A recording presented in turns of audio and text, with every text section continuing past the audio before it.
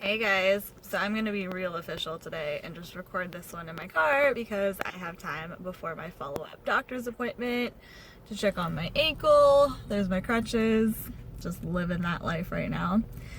Basically, when it comes to leadership in Bitcoin, I think it's pretty obvious that there isn't much official leadership.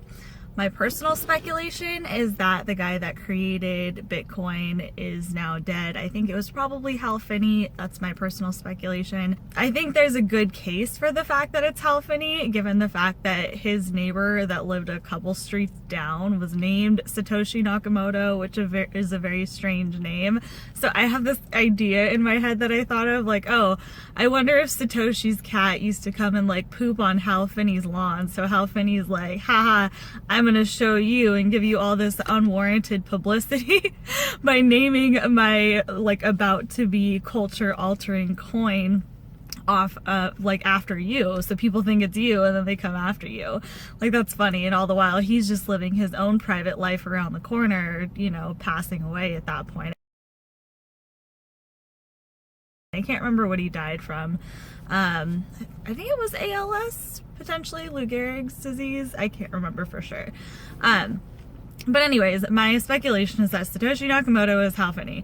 And Hal Finney is now passed away. And that's probably why he wasn't as public about coming out with it. I think there's a lot of reasons why Satoshi Nakamoto chose not to be a public figure.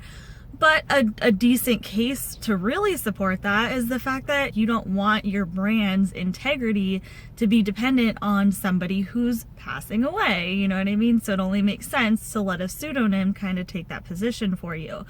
And I mean, maybe it's not Hal Finney. Maybe it is somebody or a group of people that are just kind of sitting back on a whole pile of Bitcoin at this point, and we don't necessarily know who they are because they're choosing not to be identified because, let's face it, there is incentive if you're going to release a pioneering disruptive technology. There's definitely incentive to not want to identify yourself for obvious reasons. Like, a lot of times people like that could easily get arrested, or they're not seen as safe in a lot of ways. And maybe this is someone who really valued their privacy and their safety and therefore preferred to operate under a pseudonym. And I think it's something that ultimately, like, I gave Bitcoin a lower grade on because they don't have a poster child. Like, so many brands, even countries for that matter, have figureheads, have their poster child, have human representation for their brand and what they're doing. And most of these cryptocurrencies also do. I feel like the more legitimate ones, the ones that I feel like you can have more faith in, are the ones where you go to their website and you can see and read profiles of the people that are actually making these coins. There's a lot more substance behind it. Again, it feels like there's a lot more integrity behind it. Bitcoin does not have that. Bitcoin is almost the antithesis of that.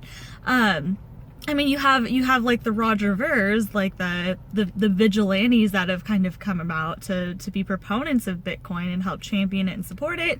But they still don't have the same level of commitment as the explicit creator, kind of like Vitalik Buterin and Ethereum. I think that's a very cliche connection to make, but it's a very good example. It's a good example it's cliche for good reason, is what I should say.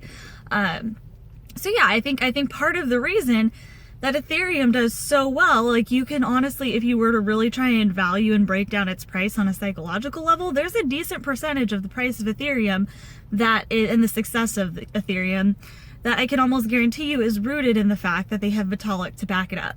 And they have Vitalik to be the voice and the face and the representation, part of the integrity of the brand of Ethereum. Bitcoin does not have that, therefore, yet again, I give Bitcoin a lower grade.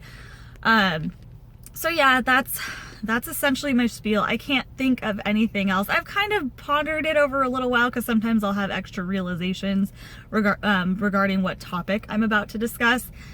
I've been pondering it, and there's really nothing new or exciting or different to explain other than the fact that I think the fact that Bitcoin operates off of Satoshi Nakamoto instead of somebody we can relate to and hold the brand accountable for, I think that's going to hinder it in the long term, potentially even short run, because I'll be honest, as of the today, the price of Bitcoin still isn't doing that well, but neither is the entire market, even Ethereum. So it must be more of a systemic thing, less of a reason that's specific to the coin.